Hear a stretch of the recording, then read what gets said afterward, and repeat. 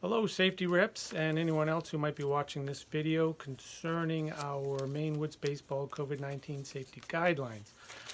I'm putting together this video because sometimes it's hard to get everybody together in a Zoom meeting or some sort of chat.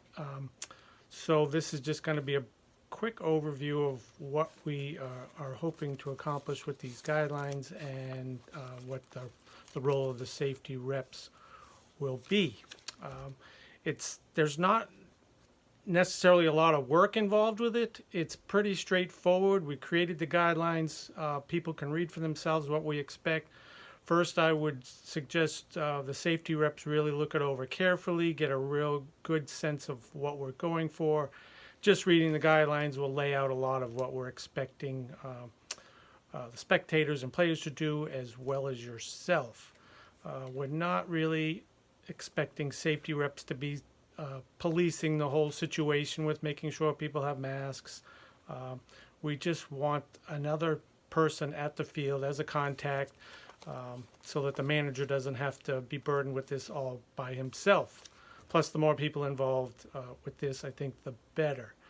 So what I've done so far is, let me talk about signage. I have put social distancing signs at the field. I've posted the guidelines at the field. We're going to have a couple of lawn signs that will stick into the ground.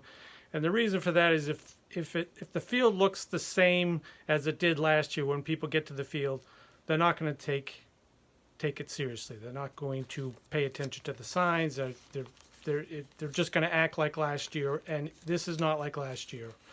These are required guidelines from the city of Bath to allow us the privilege to play some baseball. If we don't follow the guidelines, or if we abuse it, somebody could be walking by the field and see what's going on, call the city and say, hey, there are people gathering, we could lose our privilege, in other words. So that's why the importance of at least posting the guidelines, having some signage, so everybody knows that we're taking it seriously. So the biggest piece of the guidelines I will go over is, which has caused a little bit of controversy, is this contact tracing.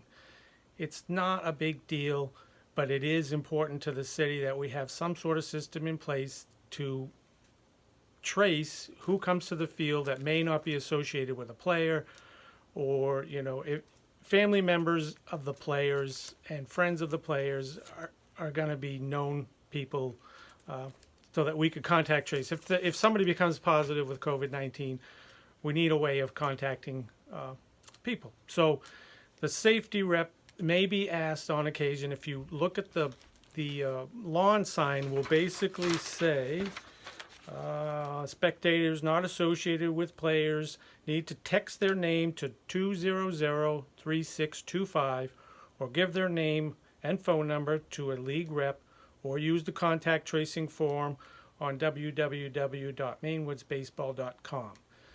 It's very simple. The 200-3625 is the Maine Woods Baseball phone number. We do have a phone number. That would be the easiest way for somebody to contact the league. Now, if the safety rep or someone sees somebody walking by, there's Whiskey Trail, which is a popular trail. Somebody could be walking by, stop at the field, decide to watch the game for a little while. It's those types of people that we want to make sure that that they let us know who they are by just simply texting their name to the phone number. Or somebody may come up to you and give us a phone number and their name. That's really the contact tracing piece. It's just a way of making sure that we have some sort of record of who has attended the field, just in the rare case, hopefully, that somebody contracts the COVID-19 virus. So that is the contact tracing piece, like I said, that's caused a little bit of controversy. Again, there's not really a lot of work involved in this whole process. It's just a matter of people using common sense and us having a plan in place. Now, something else that the safety reps will need to be aware of is the signs. Are the signs getting taken down? The lawn signs, I was hoping the plan would be at the beginning of the day, the first team that plays would put one of the lawn signs out. I will send you an email on where I think that the key places where the lawn signs should be. They're at 18 by 24, and they stick in the ground just like campaign signs. So at the beginning of the day, if there's a first game, say on a Sunday, we would put the signs out, and the last game on a Sunday, which would most likely be the Maine Woods 60 crew, would take the lawn signs down and put them in the shed, just so they're not out all during the week. The other signs that are taped up will just leave up. Another thing that the safety reps might need to be aware of are cleaning supplies. There will be I did get some sanitizer that will be in these spray bottles. There'll be one that will clip to the fence, so it could be for people who want to, in the stands, that want to clean their hands or clean their bats, players who want just one available just for general hand sanitizing. The other bottle will be in the dugout for cleaning the baseballs, and you will see what we plan to do for keeping the baseballs clean on the guidelines. Like I said, read over the guidelines, and you will get a good sense of what we hope to do. Also, there will be paper towels or some wipes, towels. I think paper towels might be the best way to go to clean things, so we're not reusing them. It's all about sanitation, obviously. So that might be a good idea to just use the paper towels. I have that on order. We should have that. So everything should be in place before opening day. The lawn sign is the one thing that I'm still waiting on. Everything else is up. I should have the sanitizer, it's a great product. It's something I use at work.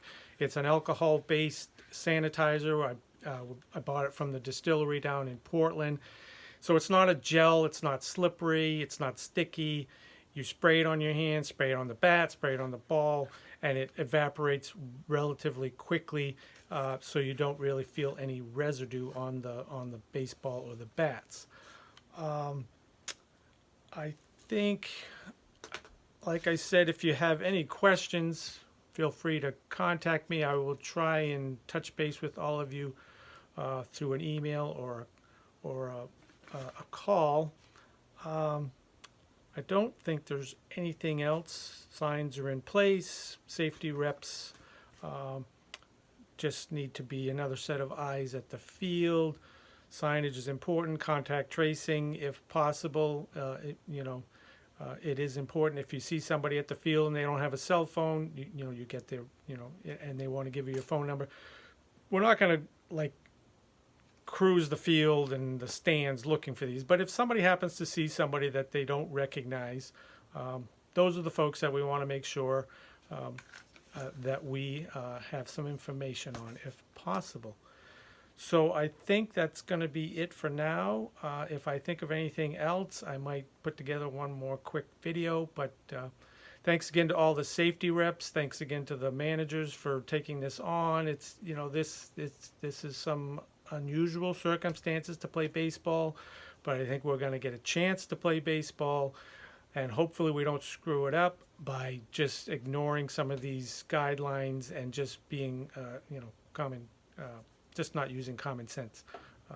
We have a good season ahead of us, and let's hope that it doesn't get ruined by just a few people trying to. Let me address the rules and the play of the mask. The mask. We're not requiring masks during play. Actually, the CDC, the state of Maine, isn't really recommending that during physical activity like this we would wear a mask. But it's going to be on a game-by-game basis by the managers. We'll get together and decide what they want to do about home plate, first base, how they want to handle stealing, who wants to wear a mask, does it care to wear a mask. But everybody should have a mask available, just in case there's a situation where you can't social distance. It's all about that 6-foot distance. If you're going to be in a situation where you may not be able to stay 6 feet apart, you might want to have a mask available in your pocket, or get the handkerchief type. So that's the piece on the mask. People, if they want to wear them, they can wear them, but they don't have to. So the safety reps are not going to go around making sure people are policing them, policing the players saying put a mask on, or I will have some extra masks available just in case somebody doesn't have a mask and there's a situation where somebody may need a mask. We'll put some extra masks. Everything is going to be in the shed. There is a key and a magnetic box up on the I-beam, so you have access to the shed. If again, it should be up there, and all the supplies will be in there. If you're running out of supplies, like the hand sanitizer, let me know. It's quick and easy to get some more. But everything we need hopefully will be in the shed. So, okay, I've kept you long enough. Thank you very much for your time, and if you have questions, let me know.